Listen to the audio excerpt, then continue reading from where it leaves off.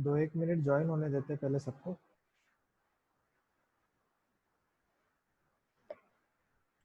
Good afternoon sir. Good afternoon.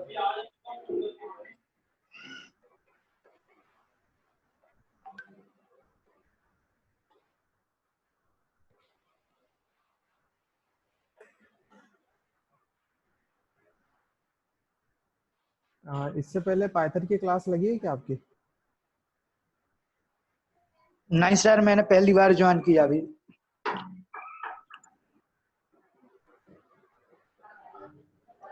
नहीं sir. First Python की class है। सर पहली क्लास है। बस अगर आपके बैकग्राउंड में अगर आवाज हो तो उसको आप फिर आप म्यूट कर लिया करो बस।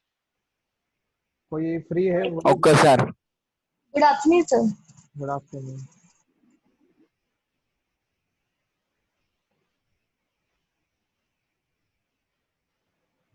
Good afternoon sir. Good afternoon.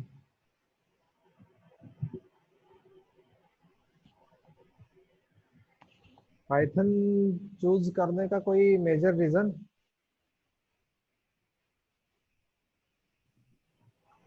कोई भी बता दे। Yes sir. क्या रीजन है?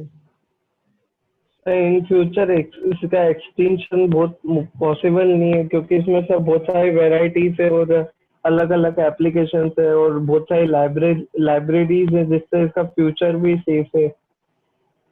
इसका फ्यूचर कि तुम्हारा फ्यूचर? हमारा अब फ्यूचर लैंग्वेज का सेफ रहेगा तो जिसको आती है उसका भी सेफ ही रहेगा। नहीं तो टेक्नोलॉजी तो समय के साथ साथ बदल जाती है। पाइथन की बजाय दूसरी लैंग्वेज आ गई तो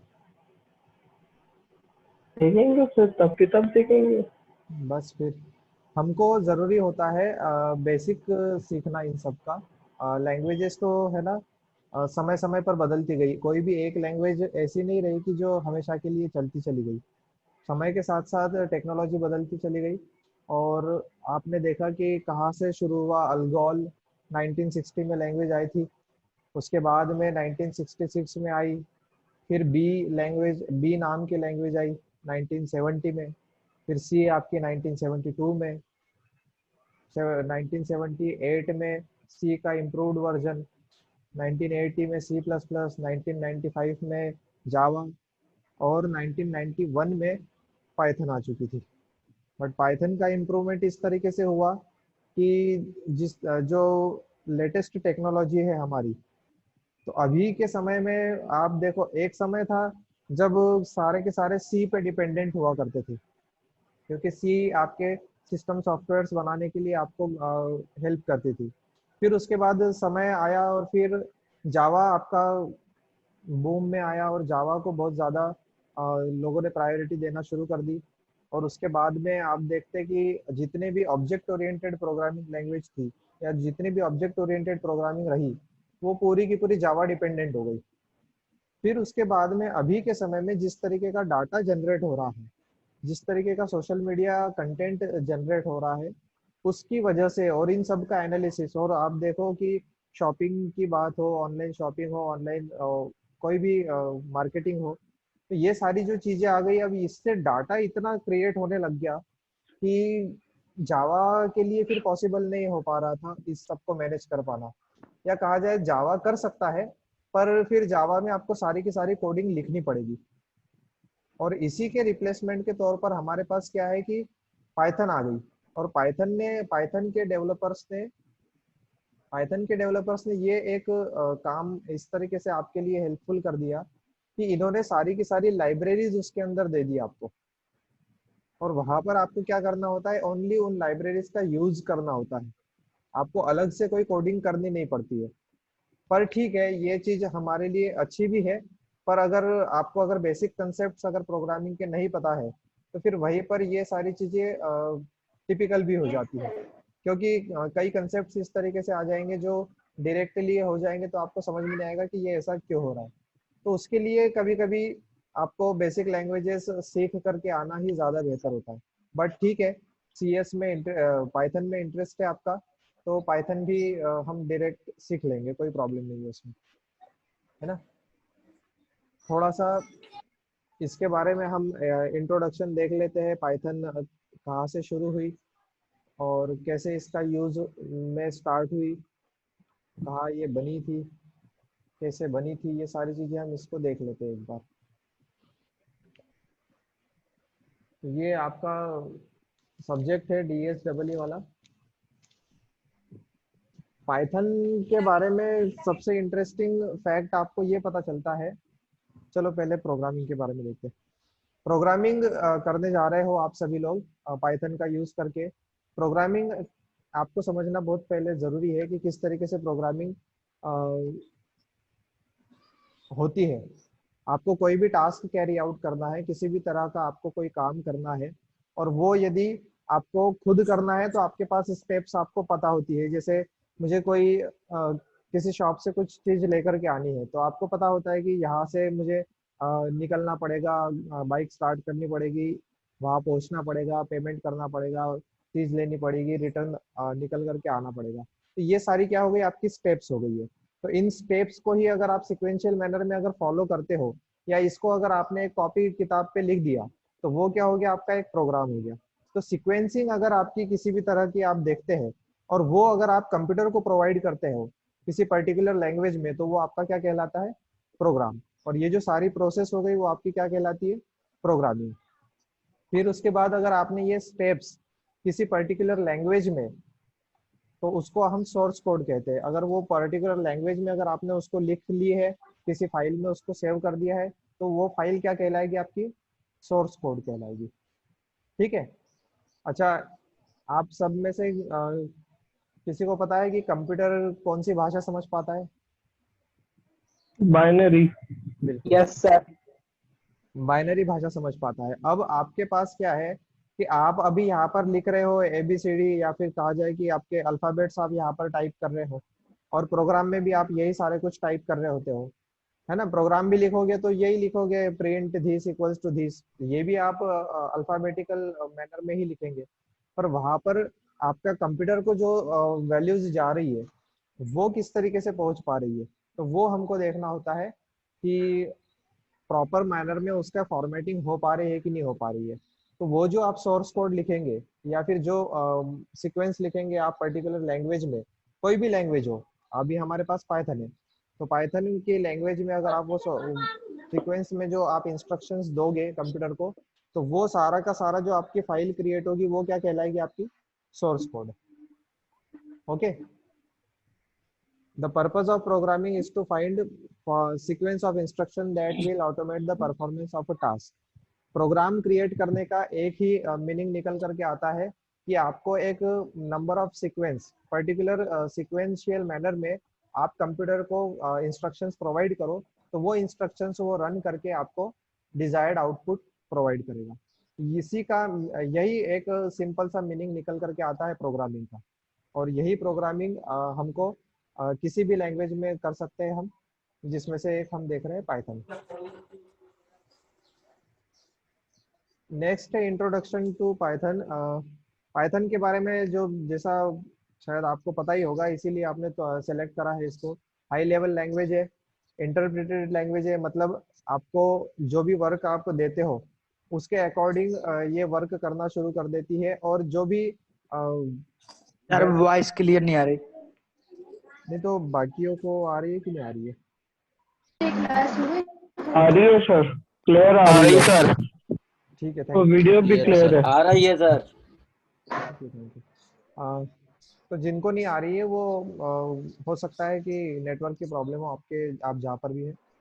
तो इंटरप्रिटेटर लैंग्वेज इसलिए कहा जाता है क्योंकि कई सारी ऐसी लैंग्वेजेस है, जैसे सी की बात की जाए, C++ की बात की जाए, ये है ना कंपाइलर पे काम करती है। और पाइथन और जावा जो लैंग्वेज है वो इंटरप्रिटेटर पे काम करती है। कंपाइलर और इंटरप्रिटेटर दोनों क्या है, ट्रांसलेटर है, जो आपके लिखे हुए कोड को मशीन को समझाते हैं, मतलब मशीन की भाषा में उसको ट्रांसलेट करते हैं। मशीन की भाषा मतलब बाइनरी लैंग्वेज। तो आपका लिखा हुआ जो भी कोड है, उसको दो ऑप्शन है आपके पास में, एक कंपाइलर होता है और एक इंटरप्रिटेटर होता है। इन दोनों में से किसी एक का यूज करके आप उसको कन्वर्ट कर सकते हो मशीन लैंग्वेज में। अब कंपाइलर बेस्ड लैंग्वेज है आपकी C++। C plus plus language compiler का यूज करती है। अब इसमें क्या फर्क होता है इंटरप्रेटर और कंपाइलर में, कि जब कंपाइलर के जो लैंग्वेज कंपाइलर का यूज कर रही है, अगर हमने उसकी लैंग्वेज में कोड लिखा है, जैसे मान लो कि हमने सी लैंग्वेज में अगर कोई कोड लिखा है, एक पूरा पेज भर के अगर हमने वो पूरा कोड लिखा है, या जितना भी हमने ऊपर से लेकर नीचे तक, फर्स्ट लाइन से लेकर एंड लाइन तक जो भी हमने कोड लिखा हुआ है, वो पूरा का पूरा कोड अगर सही रहेगा तो ही वो प्रोग्राम रन कर पाएगा। ओके, ये कंपाइलर की कंडीशन होती है। कंपाइलर में जब पूरा का पूरा प्रोग्राम एक साथ फर्स्ट लाइन से लेकर लास्ट लाइन तक अगर सही हो तो ही वो रन हो पाता है। और वही अगर हम देखें कि इंटरप्रेटर की अगर बात करें, तो हमने मान लो कि 100 लाइंस लिखी हुई है किसी प्रोग्राम में फर्स्ट से लेकर एंड तक, और 100 लाइन में से कोई अगर 72 नंबर का लाइन है, वहां पर अगर एरर है, वो अगर हमने लाइन कहीं गलत सिंटैक्स लिखा है, कोई गलत हमसे लिखने में आ गया है, एरर मिस्टेक अगर हो गई है हमसे वहां पर कोडिंग करने में, तो वो अगर 72nd लाइन पे अगर वो है, तो इससे पहले वाली जितनी 71 लाइन्स है उसको ये रन कर देगा। इंटरप्रेटर उससे पहले वाली जो 71 लाइन है उसको रन कर देगा और उसका आउटपुट आपको दिख जाएगा। और उसके बाद में जो 72 से लेकर के नीचे की जो लाइन्स है वो फिर आपकी कहीं ना कहीं रन नहीं हो पाएगी। तो इंटरप्रेटर और कंपाइलर में ये डिफरेंस है कि कंपाइलर में जब पूरा का पूरा सोर्स कोड या पूरा का पूरा कोडिंग प्रोग्राम अगर सही हो तो ही आपको आउटपुट शो हो पाता है। और वही अगर आपके इंटरप्रेटर की बात की जाए तो जितना आपके पास में कोड सही है वो उतना रन करके रख देगा, उतना आपके लिए एग्जीक्यूट करके रख देगा, और जहां से एरर आ रहा है वहां से फिर आपका कोड आगे का रन नहीं करेगा, वो वहां पर रोक देगा उस चीज को। तो ये सर इंटरप्रेटर बेस्ड लैंग्वेज है। हाँ सर मैं ऐसा बोला, कंपाइलर में अगर कोई मिस्टेक होती है तो वो हमें एक बार रन करके उसके लॉजिक एरर बता देता है हाँ कंपाइलर में, हाँ। और इंटरप्रेटर में उसको रन कर देता है। तो सर इसके हिसाब से तो इंटरप्रेटर में मिस्टेक ढूंढना और मुश्किल होना चाहिए ना। नहीं नहीं, इंटरप्रेटर नहीं, मिस्टेक तो दोनों में बताएगा ना। बट ऐसा है जैसे सी में अगर आपने कोई 10 लाइन लिखी हुई है, अगर 8th लाइन पे अगर उसके एरर है, तो वो आपके ऊपर वाली जो तो रन करे बिना ही वहां बता देगा। उसकी उसमें जो आपने फिर ऊपर की जो 8 लाइन लिखी हुई है, तो वो भी आपकी कंपाइल की हुई सारी वेस्ट हो जाएगी, और आपका पूरा का पूरा कोड रन होगा ही नहीं, है ना। और वही अगर आपके इंटरप्रेटर की बात की जाए, तो अगर आपकी 8th लाइन पे अगर एरर है और उसके ऊपर की 7 लाइन अगर आपकी कंपाइल हो चुकी है, तो वो कंपाइल्ड ही रहेगी, कंपाइल्ड ही रहेगी वो आपकी।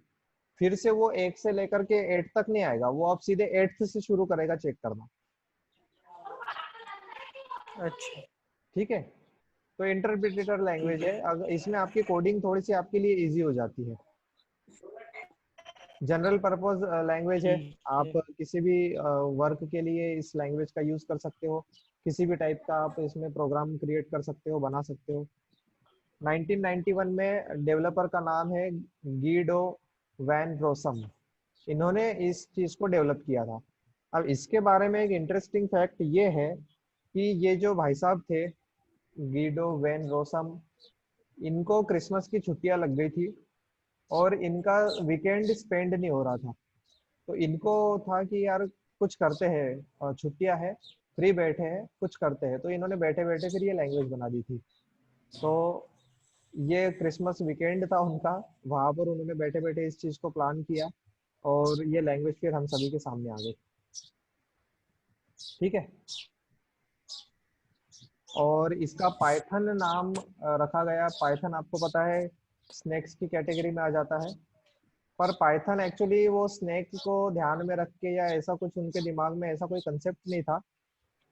ब्रिटिश एक कॉमेडी ग्रुप था जिसका नाम था पाइथन, और उसके लीडर थे मोंटो पाइथन, है ना। तो ये जो हमारे डेवलपर साहब है गाइडो रोशन साहब, इनको वो ग्रुप काफी पसंद था, उनकी कॉमेडी बहुत ज्यादा पसंद थी, तो इसीलिए उन्होंने अपने जो प्रोजेक्ट का नाम रखा वो उनके ग्रुप के नाम पर रख दिया था। तो वो आपका पाइथन फिर वहां से नाम उनके माइंड में आया, और इस वजह से हम आज इस लैंग्वेज को पाइथन के तौर पर जानते हैं। ठीक है, ये एक इसके बारे में इंटरेस्टिंग फैक्ट है। बंदे को थोड़ा बतानी थी तो उसने पाइथन लैंग्वेज डेवलप कर दी।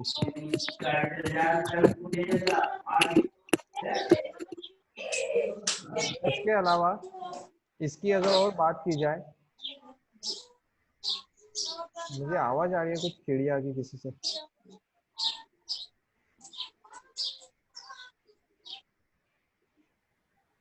हाँ, 1991 में रोशन साहब ने डेवलप किया था।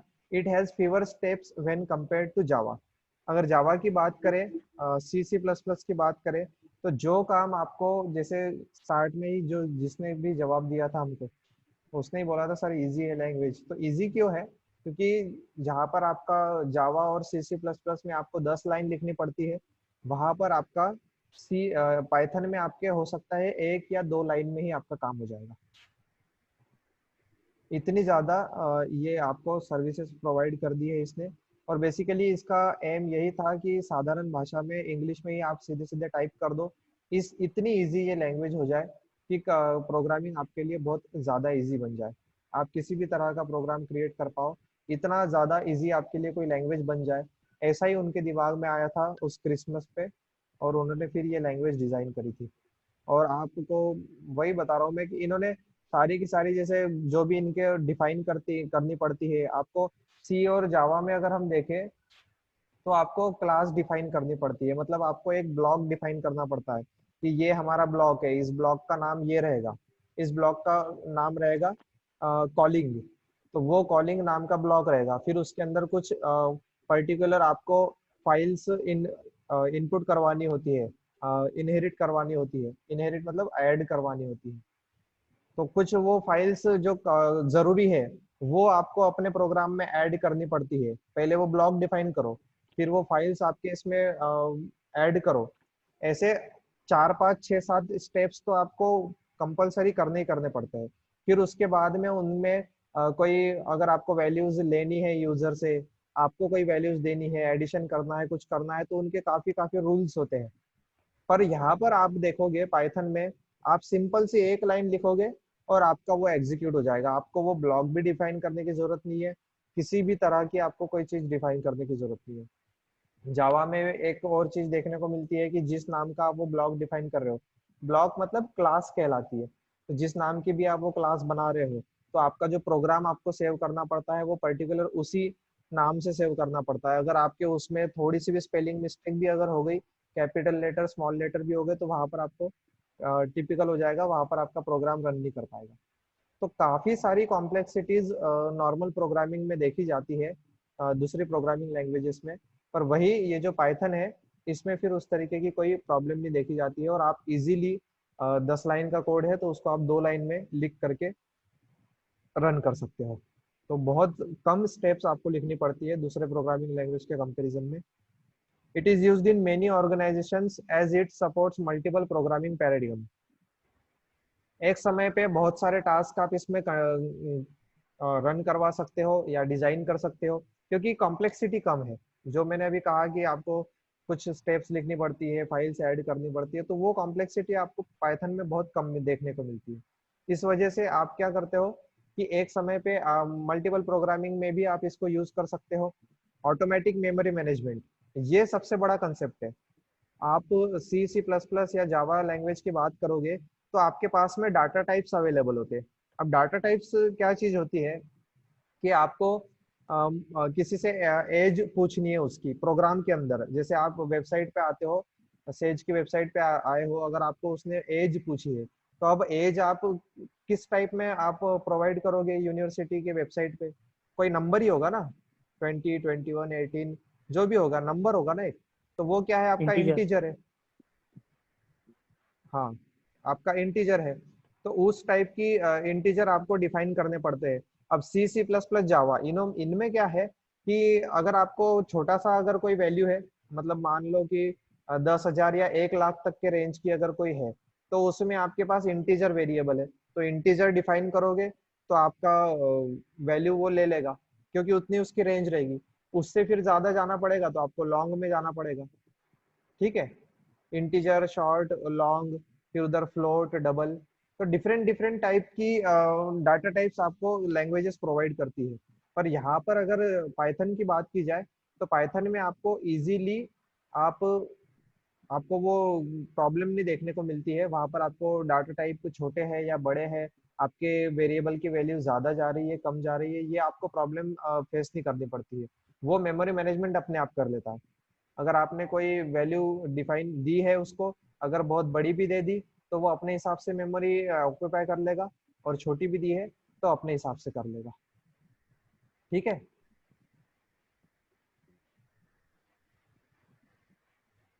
अभी पाइथन की बात की जाए तो पाइथन जो है कि 2019 में फर्स्ट रैंक पे था प्रोग्रामिंग की लिस्ट में, क्योंकि जिस तरीके से इसका डिमांड है और जिस तरीके के टास्क आज के समय में आपको देखने को मिल रहे हैं, उसके बेसिस पे पाइथन ही सारी की सारी इंडस्ट्री में वर्क कर रहा है। जितनी भी सोशल मीडिया प्लेटफॉर्म्स है सब पाइथन पे वर्क कर रही है, जितने भी बिजनेस वाले वेबसाइट्स है सब कुछ पाइथन पे वर्क हो रहा है। आपका जितना भी डाटा रोज का क्रिएट होता है सोशल मीडिया पे, उसको हैंडल भी पाइथन की हेल्प से किया जा रहा है। आपको रिकमेंडेशंस जो आते हैं, चाहे फेसबुक हो इंस्टाग्राम हो, आपके लाइक के बेसिस पे आपको और पेजेस सपोर्ट सजेस्ट होते हैं। वो जितने भी सजेशन रिकमेंडेशन आपको जो प्रोवाइड हो रहे हैं वो सब कुछ पाइथन लैंग्वेज की वजह से पॉसिबल हो रहे हैं। वरना किसी और लैंग्वेज में अगर आप कोड लिखने जाओ तो आपके लिए पहले तो समझना ही मुश्किल हो जाएगा, कोड लिखना तो बहुत दूर की बात है। तो 2019 में इसको फर्स्ट रैंकिंग मिली थी सारे प्रोग्रामिंग लैंग्वेजेस के कंपैरिजन में। एडवांटेजेस पाइथन के देखने को ये मिलते हैं कि कुछ थर्ड पार्टी मॉड्यूल्स है आपके पास में, जैसे सॉफ्टवेयर्स आपको कुछ प्रोवाइड किए गए हैं जिसका यूज करके आप डायरेक्टली प्रोग्राम कर सकते हो। Extensive support of libraries. अच्छा, मुझे ये भी जानना था कि 2 या 3 स्टूडेंट्स रिप्लाई कर रहे हैं और बाकी के जितने भी हमारे पास ज्वाइन है 22-23 स्टूडेंट्स, तो इनमें से किसी चीज सबको ये समझ में आ रहा है या केवल सुन रहे हैं? आ रहा है। आ रहा है सर। आ रहा है सर। हाँ क्योंकि तो इसलिए नहीं बोलते बीच में। हाँ क्योंकि क्या है कि कुछ टर्म्स ऐसी बोलने में सुनने में आ रही होगी आपको, open source, variable, class, function, तो ये मॉड्यूल थर्ड पार्टी मॉड्यूल, इनके मीनिंग आपको पता ही नहीं हो और मैं बस पढ़ रहा हूँ बोल रहा हूँ तो आपको वो बस सुन ही रहे हो, ऐसा ना हो जाए, है ना। तो okay third sir. Party modules वो चीजें जो आपको सर्विसेज प्रोवाइड करती है ना। ऐसे कुछ सॉफ्टवेयर्स हो जाएंगे। अब आप हो और यूनिवर्सिटी है, बट आपको अगर कोई ट्रांजैक्शन करना पड़ता है तो आप उस बैंक के लिंक पे चले जाते हो, तो वो क्या है आपके लिए थर्ड पार्टी है जो आप दोनों के बीच में कम्युनिकेशन प्रोवाइड करवा रही है, सर्विसेज प्रोवाइड कर रही है। तो ऐसे कुछ थर्ड पार्टी मॉड्यूल्स आपके पाइथन के लिए भी अवेलेबल हो जाते हैं। और एक्सटेंसिव सपोर्ट लाइब्रेरीज। लाइब्रेरीज क्या होती है? लाइब्रेरीज में आपकी सारी की सारी क्लासेस रखी हुई होती है, और क्लास मतलब आपके प्रोग्राम के तौर पर देख लो अभी आप क्लास को। तो सारे के सारे जितने भी आपके यूज के लिए आने वाली चीजें हैं वो सारी की सारी आपको इस लाइब्रेरीज में मिल जाएगी, इसमें स्टोर्ड है। जैसे ये जो नमपाई वाला जो एग्जांपल दिया हुआ है, NUMPY, ये जो आपको एग्जांपल इस लाइब्रेरी का नाम बताया गया है। अब देखो, आपको अगर मैट्रिक्स कैलकुलेशन करना है, अब मैट्रिक्स आपको पता है कितना कॉम्प्लेक्स वैसे ही सॉल्व करने के लिए होता है, कॉपी किताब से ही अगर करें हम पेन से ही, तो वहां पर ही आपको कितना यस सर। कॉम्प्लेक्स हो जाता है पाइथन सॉरी मैट्रिक्स को सॉल्व कर पाना। तो वही आपको क्या है कि इन्होंने मैट्रिक्स के जितने भी मैट्रिक्स से रिलेटेड जितने भी प्रोग्राम्स होते हैं या जितने भी कैलकुलेशंस होते हैं वो सब कुछ इन्होंने ऑलरेडी प्रोग्राम बना करके रख दिए हैं। और वो किस पैकेज में रख दिए हैं? ये नमपाई नाम के, है ना, न्यूमेरिकल पाइथन। तो ये न्यूमेरिकल पाइथन नाम का एक लाइब्रेरी उन्होंने बना दी। इसके अंदर सारे आपके न्यूमेरिकल रिलेटेड जितने भी कैलकुलेशन है, आपने 11th-12th में काफी टिपिकल इंटीग्रेशन डिफरेंशिएशन पढ़े होंगे, तो वो सारे यस जितने के सर। जितने फॉर्मूलेज आपने पढ़े हैं वो सारे के सारे आपको इसके अंदर मिल जाएंगे। आप देखो, आपको सॉल्व करने में कॉपी किताब से पेन पे ही कितना टिपिकल हो जाता था, एक्चुअली समझने में ही कितना टिपिकल हो जाता था। तो वहां पर अगर आपको मैं कह दूं कि प्रोग्राम बनाओ उसके लिए, तो कितना टिपिकल हो जाएगा। तो वैसे ही यहाँ पर आपको ये फिर पाइथन लैंग्वेज जो है इस तरीके की लाइब्रेरीज प्रोवाइड करता है। उस लाइब्रेरी में आपके ये सारे के सारे प्रोग्राम्स क्या है बना करके इन्होंने ऑलरेडी रखे हुए हैं। अगर आपको डिफरेंशिएशन का काम है, आप वो पर्टिकुलर क्लास को बुला लो अपने प्रोग्राम में या अपने प्रोग्राम में ऐड कर लो, वो आपका काम हो जाएगा, है ना। और वैसे ही ये जो पांडाज नाम की जो ये पांडाज जो आपको दिख रही है, ये वाली एक लाइब्रेरी है। ये कुछ डाटा एनालिसिस के काम में आती है। जैसे आप किस बंदे ने कितनी देर कहाँ पर सर्फ किया, कि किस टाइप के उसने पोस्ट लाइक किए, और किस किस को वो फॉलो कर रहा है, इस सारे डाटा को कलेक्ट करके आप फिर उसको फर्दर रिकमेंड करते हो। जैसे आप फेसबुक या कहीं पर यूज कर रहे हो इंस्टाग्राम को, तो जितने आपके फॉलोअर्स है, तो आपको देखना उनसे रिलेटेड बाकी के जो आपके कांटेक्ट में होते हैं वो अपने आप सजेस्ट होने शुरू हो जाते हैं। तो वो जो डाटा एनालिसिस है आपका आपका डाटा लेकर के उसके सारी चीजें चेक करना, और किस तरीके की चीजें आप लाइक कर रहे हो, किस तरीके की चीजें आप देख रहे हो रोज, तो वो सारी चीजें आपको सजेशन में आना शुरू हो जाती है। तो वो डाटा एनालिटिक्स का पार्ट हो जाता है ना। आपका डाटा लेकर के वो एनालिसिस परफॉर्म कर रहे हैं उसके ऊपर। तो उसके लिए ये पांडाज नाम की लाइब्रेरी है। इसको अगर आप यूज कर लोगे तो वो सारा आपका काम हो जाएगा। अगर आपको कोई प्लॉटिंग करनी है, जैसे ग्राफ बनाने हैं या किसी और तरीके की आपको मैपिंग करनी है, प्लॉटिंग करनी है, किसी भी टाइप का ग्राफ बनाना, आपको चार्ट बनाना हो, उसके लिए मैट प्लॉट LIB इस नाम की लाइब्रेरी है। तो इसीलिए ये पाइथन लैंग्वेज जो है कि बहुत ज्यादा इजी हो जाती है आपको किसी भी तरीके के टास्क को परफॉर्म करने में। Open source and community development. Open source उसको कहा जाता है कि जैसे कोई लैंग्वेजेस है, कोई सॉफ्टवेयर है, अगर आप उसको इंस्टॉल करना चाहते हो तो उसके लिए आपको रजिस्ट्रेशन करना पड़ता है, और आपको उसके लिए कुछ पेमेंट भरना पड़ता है या कुछ पेमेंट पे करना पड़ता है आपको उस पर्टिकुलर सॉफ्टवेयर को यूज करने के लिए, है ना। पेड सॉफ्टवेयर होते हैं ना, तो वो इसमें आपको पेड सॉफ्टवेयर नहीं है, ये फ्री है आपके लिए। फ्री है इसलिए ये क्या कहलाता है आपका ओपन सोर्स। कोई भी इसको डाउनलोड कर सकता है, कोई पर्टिकुलर रजिस्ट्रेशन की जरूरत नहीं है, कोई भी इसको डाउनलोड करके इंस्टॉल कर ले और उस पर प्रोग्रामिंग करना शुरू कर सकता है। तो ओपन सोर्स है, कौन कम्युनिटी सा डेवलप। है? हाँ कौन सा ऐप सर? क्या? ओपन सोर्स को- वो नहीं ऐप नहीं सर, ऐप कौन पूछ रहे हैं, ऐप। ऐप सर, कौन सा ऐप बोल रहे हैं? ऐप मतलब ये जो पाइथन प्रोग्रामिंग के लिए जो आपको इन्वायरमेंट या एप्लीकेशन या सॉफ्टवेयर की जरूरत होती है, वो जो सॉफ्टवेयर आपको इन्होंने प्रोवाइड किया है कंपनी ने या पाइथन लैंग्वेज में, वो वाला जो सॉफ्टवेयर है वो आपको परचेस नहीं करना पड़ता है, वो फ्री में अवेलेबल है आपके लिए। उसके लिए कोई अच्छा, अलग से ओके सर। रजिस्ट्रेशन या ऐसा कुछ करना नहीं पड़ता है। वो आपके लिए फ्री में अवेलेबल है, इसलिए उसको ओपन सोर्स कहा जाता है। अब कोई भी ओके प्रोग्रामिंग सर। करोगे तो उनके पर्टिकुलर सॉफ्टवेयर होंगे, उनसे particular related yes sir. Yes sir. आपके कोई भी फ्रेमवर्क होंगे, तो उनको आपको यूज करने के लिए कोई अलग से अथॉरिटी नहीं लेनी पड़ती है। वो आप केवल इसमें आप आपके लिए वो फ्री अवेलेबल है। मैटलैब नाम का है एक सॉफ्टवेयर, उसको अगर आप यूज करना चाहो तो उसके लिए आपको पे करना पड़ता है। वो भी डाटा एनालिसिस का ही काम करता है, बट ये पाइथन में आपको फ्री में अवेलेबल है, इसलिए और ज्यादा आपके लिए इजी हो जाता है, एडवांटेजेस में आ जाता है। कम्युनिटी डेवलपमेंट की ऐसा कि जिनके भी ऑलरेडी कोड्स लिखे हुए हैं, जिन्होंने बड़े बड़े कोड लिखे हुए हैं किसी पर्टिकुलर टॉपिक्स पर, तो वो सारे के सारे आपको क्या है कि उस कम्युनिटी पे ऐड होने पर आपको वहां पर मिल जाते हैं। तो टिपिकल या कॉम्प्लेक्स प्रोग्राम्स के कोड भी आपको यहाँ पर अवेलेबल मिल जाते हो जाते हैं। इजी टू लर्न है, मैंने कहा कि 10 लाइन की जगह आपको 2 लाइन में काम हो जाता है। User friendly data structure. अब जितने भी आप इसमें डाटा टाइप्स पढ़ोगे, जितने भी डाटा स्ट्रक्चर पढ़ोगे, अब डाटा स्ट्रक्चर्स क्या होता है कि आपके पास कुछ डाटा है, वो हिरारिकल फॉर्मेट में, हिरारिकल फॉर्मेट मतलब ट्री टाइप में है। आपके पास में एक एक अपर बॉडी है, फिर उसके सब बॉडीज है, फिर उसके सब बॉडीज है, जैसे प्रिंसिपल हो गए, फिर हेड ऑफ द डिपार्टमेंट्स हो गए, फिर फैकल्टीज हो गई, फिर स्टूडेंट्स हो गए। तो ये जो हिरारकी बनती चली आ रही है, ये क्या है आपकी कुछ डाटा स्ट्रक्चर है। अगर आप टेबल्स में फॉर्म चीजें सेव कर रहे हो तो वो भी आपका एक डाटा स्ट्रक्चर है। तो ये जितने भी टाइप के डाटा स्ट्रक्चर आपको मिलते हैं देखने को, वो सारे के सारे ये सपोर्ट करता है। हाई लेवल लैंग्वेज तो है सही, है ना, इतने अगर टास्क कर पा रहा है तो हाई लेवल लैंग्वेज आपकी है। उसके बाद में डायनेमिकली टाइप्ड लैंग्वेज। हाँ, तो वो जो मैं कह रहा था कि किसी भी तरीके का आपको डाटा टाइप डिफाइन नहीं करना पड़ता है, इंटीजर फ्लोट ये वो कुछ भी नहीं करना पड़ता है आपको। डायरेक्टली अगर आप इसमें जाकर के अपना प्रोग्राम रन करना शुरू कर दोगे तो वो डायरेक्टली रन हो जाएगा। आपको अलग से किसी का भी डाटा टाइप डिफाइन करने की जरूरत नहीं पड़ेगी। आपको प्रोग्राम को बताना ही नहीं है कि ये इंटीजर है और ये वो है, कोई आपको जरूरत नहीं है, वो अपने आप ही समझ जाता है।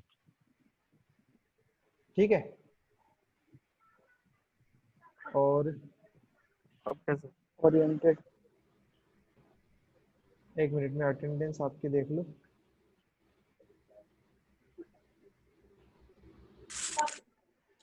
ठीक है। ऑब्जेक्ट ओरिएंटेड लैंग्वेज है। ऑब्जेक्ट ओरिएंटेड के कंसेप्ट हम कल पढ़ेंगे। ऑब्जेक्ट ओरिएंटेड लैंग्वेज है, ये सारे के सारे वो जो कंसेप्ट है ऑब्जेक्ट ओरिएंटेड के वो सपोर्ट करता है। पोर्टेबल और interactive. Portable in the sense कि आपने अगर विंडोज पे कोई कोड लिखा है, उसको जाकर के अगर आप एप्पल वाले ऑपरेटिंग सिस्टम पर भी रन करोगे तो भी आपके पास में वो प्रोग्राम रन हो जाएगा। चाहे आप उसको लिनक्स पे जाकर रन करो, उबंटू पे जाकर, किसी भी प्लेटफॉर्म पे, है ना। एंड्रॉइड पे आप अभी आजकल रन कर रहे हो किसी भी टाइप की एप्लीकेशंस को, तो वो किसी भी तरीके की सॉफ्टवेयर पे हो जाता है। और इसके अलावा पोर्टेबल अक्रॉस ऑपरेटिंग सिस्टम, किसी भी तरीके के ऑपरेटिंग सिस्टम पे हो जाएगा। ये कौन है? Vanshika Chauhan. First semester exam होंगे या नहीं? बिल्कुल होंगे, एग्जाम होंगे आपके, इसीलिए तो पढ़ाया जा रहा है। उसके बाद है एप्लीकेशंस। क्या है इसकी? अब एप्लीकेशन में तो इसका बहुत ज़्यादा यूज़ आ जाता है। जैसे हमने बात करी अभी तब से कि किसी भी तरह के डाटा एनालिसिस में, गेम डिज़ाइन में, साइंटिफिक एप्लीकेशन, हर जगह पर अभी आपको पाइथन यूज़ में आ जाएगा। वेब फ्रेमवर्क्स, वेबसाइट्स अगर डेवलप करनी है वहाँ पर आपके काम आ जाएगा। बिजनेस में यही हो जाएगा। जैसे अभी आपके जितने भी है फ्लिपकार्ट, अमेजोन, अब ये आप जितने आप कस्टमर्स के एज अ कस्टमर जितने आप उसमें विजिट करते हो वो आपका सारा डाटा रखते हैं, और फिर देखो आपको इंस्टाग्राम पे, फेसबुक पे उसके नोटिफिकेशन आना शुरू कर देते हैं। तो बिजनेस कैसे बढ़ाना यस है सर। उसके भी सारे में आपको ये देखने को मिल जाता है। उस सब चीजों का एनालिसिस, किस कस्टमर ने कितना पेज लाइक किया, कौन से वाले प्रोडक्ट को उसने ओपन किया था, कौन से वाले प्रोडक्ट में उसका इंटरेस्ट दिख रहा था, सारी चीजें, किसकी उसने प्राइस चेक करी, यस सर। सब कुछ वो चेक करके आपको फिर रिकमेंड करना शुरू कर देता है। तो इस तरीके से ही ऑनलाइन बिजनेस आजकल बढ़ रहा है। बार बार वो चीजें आपको शो हो रही होती है, जब भी ओपन करो तब आपको वो शो हो जाएगी, और इंसान 2 या 3 बार में उसको ओपन कर ही लेगा। तो बिजनेस उन लोगों का बढ़ रहा है, वहां पर भी पाइथन यूज हो रहा है। आप देखो जितने भी बड़ी बड़ी कंपनीज है, शॉपिंग वाली हो चाहे किसी भी टाइप का बिजनेस हो, कोई भी बिजनेस हो, उनके पास में आजकल है ना डाटा एनालिसिस की या डाटा साइंटिस्ट की पोस्ट अवेलेबल होती है। वो बस इतना ही चाहते हैं आपसे कि उनकी कंपनी में कौन, उनकी वेबसाइट पे कौन विजिट कर रहा है, कौन नहीं कर रहा है, उस सबकी डिटेल निकालो और उसको मैसेज करो या फिर उसको नोटिफाई करो। ये इतना ही चाहता है और कुछ नहीं चाहता है। तो हर कंपनी में आजकल डाटा एनालिसिस, डाटा साइंटिस्ट की पोस्ट तो है ही है। फिर ऑपरेटिंग सिस्टम्स भी अगर आपको डेवलप करने हो, जैसे विंडोज है और विंडोज के डिफरेंट डिफरेंट वर्जन्स है, कोई और दूसरे ऑपरेटिंग सिस्टम्स है, अगर आप उसमें डिजाइन करना चाहो तो वो कर सकते हो। लैंग्वेज डेवलपमेंट, ये एक बहुत बड़ी बात है कि जैसे अगर जैसे पाइथन लैंग्वेज है, इसी टाइप की अगर आपको आप चाहते हो कि कोई और लैंग्वेज में बनाऊं अपने हिसाब से, तो वो वाली लैंग्वेज डेवलप भी आप कर सकते हो। प्रोटोटाइपिंग ये होती है कि Python language sir, Python language से बना सकते हैं कि अपन के अलग किसी ऐप से बनता है लैंग्वेज अगर बनाना हो किसी को? देखो बात इतनी सी होती है कि आपने जो कोड किया है वो कंप्यूटर को समझ में आना चाहिए। अब आप कोड कुछ भी कर दो, है ना। अब वो कोड आपने एक दूसरी लैंग्वेज ही बना दी कि कोई अगर इस टाइप से चीजें लिखेगा तो उसका प्रोग्राम रन हो जाए, आपकी नई लैंग्वेज क्रिएट हो जाएगी। अभी आपको बताओ कि ये जो पाइथन के जो कंपाइलर और पाइथन लैंग्वेज जिस लैंग्वेज में बनाई गई थी वो सी लैंग्वेज है। वो जो हमारे हमारे क्या डेवलपर साहब है रोसम जी, तो उन्होंने सी लैंग्वेज में पाइथन की कोडिंग की है, तब हमारे सामने पाइथन रन हो रहा है। ठीक है, यस क्योंकि ओके तब सर। तब पाइथन नहीं थी, तब ओनली सी थी। तो उन्होंने सी लैंग्वेज से प्रोग्रामिंग की, सी लैंग्वेज से प्रोग्रामिंग करके उन्होंने नई लैंग्वेज बना दी। आ रहा है समझ में? Yes sir. तो प्रोटोटाइपिंग एक इसमें ये टास्क है कि अगर आप किसी भी तरह का आपके पास वर्क हो, उसको आप डिजिटल लेवल पे ले जा करके आप उसको रन करवा सकते हो। ये कुछ ऑर्गेनाइजेशंस की लिस्ट है जो पाइथन को यूज कर रही है ना। गूगल मेजरली यूज कर रहा है आपका। उसके बाद आपके याहू हो गए, जिसमें मैप्स से रिलेटेड जो भी टास्क है वो सारा आप याहू वाला, याहू के लोग पाइथन को यूज कर रहे हैं। यूट्यूब मैंने कहा ही है कि रिकमेंडेशंस, 4 गाने एक कैटेगरी के देख लो तो आपको बाकी के अगले गाने वैसे ही रिकमेंड होना शुरू हो जाते हैं, वहां पर आपका पाइथन यूज हो रहा है। फिर उसके बाद में आ गया मोजिला, फायरफॉक्स, ड्रॉपबॉक्स, माइक्रोसॉफ्ट, ये जितने भी डिफरेंट डिफरेंट आपके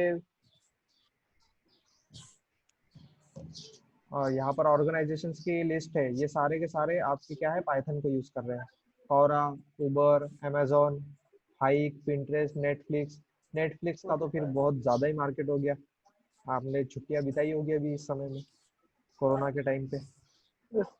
यस सर।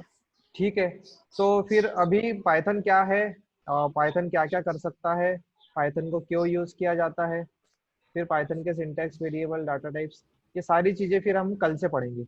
उससे पहले हम एक ऑब्जेक्ट ओरिएंटेड प्रोग्रामिंग क्या होती है वो चीज देख लेंगे। एक्चुअली क्या है कि सी लैंग्वेज जब बनी थी तो तब उन्होंने इतना ज्यादा नहीं सोचा, तब उनके दिमाग में केवल इतना था कि उनको एक लिनक्स सॉफ्टवेयर बनाना था या लिनक्स ऑपरेटिंग सिस्टम उनको बनाना था।